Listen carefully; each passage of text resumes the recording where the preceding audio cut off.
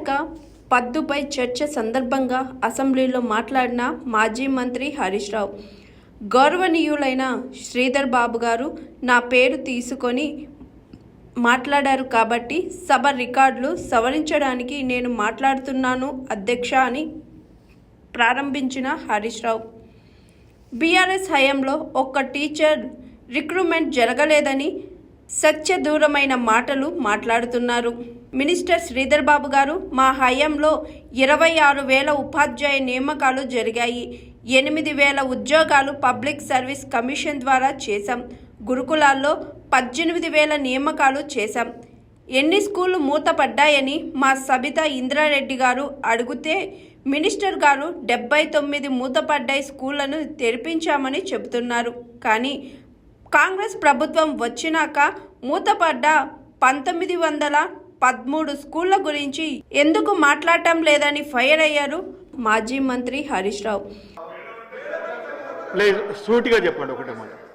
గౌరవనీయులు శ్రీధర్ బాబు గారు నా పేరు తీసుకొని ప్రస్తావించింది కనుక సభ రికార్డును సెటరైట్ చేయాలని చెప్పి నా ఉద్దేశం అధ్యక్ష. బీఆర్ఎస్ హయాంలో ఒక్క టీచర్ రిక్రూట్మెంట్ జరగలేదని సత్యదూరమైన విషయం మాట్లాడారు అధ్యక్ష. I'm challenging LA minister Sridhar Babu గారు, మా హయాంలో 26,000 ఉపాధ్యాయ ఉద్యోగాల నియామకం జరిగింది. 8,000 పబ్లిక్ సర్వీస్ కమిషన్ ద్వారా చేశాం. మరో 18,000 మేము గురుకులాల్లో నియామకాలు చేశాము. 26,000 ఉపాధ్యాయుల నియామకం జరిగితే ఒక్కటి జరగలేదని చెప్పి శ్రీధర్ బాబు గారు మాట్లాడడం చాలా పొరపాటు సార్. రెండో పాయింట్ సార్, ఎన్ని స్కూళ్లు మీరు మూతపడ్డాయని మా సబితకు అడిగితే 79 తెరిపించినని బాగానే చెప్పారు. కానీ మూతపడ్డ 1913 స్కూళ్ల సంగతి ఎందుకు మాట్లాడారో నేను అడుగుతా ఉన్నాను అధ్యక్ష. ఇలా బీఆర్ఎస్ హయాంలో మేము గురుకులాల్లో అధ్యక్ష. ఇప్పుడు మీరు సూటిగా ప్రశ్న అడిగారు, మళ్ళీ అక్కడ విద్య మీద మా కమలాకర్ ప్లీజ్.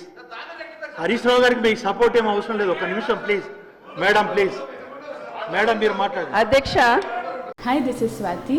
లైక్ చేయండి, షేర్ చేయండి, కమెంట్ చేయండి అండ్ సబ్స్క్రైబ్ చేయండి GR TV. Hi, this is Monica. Please like, share and subscribe GR TV.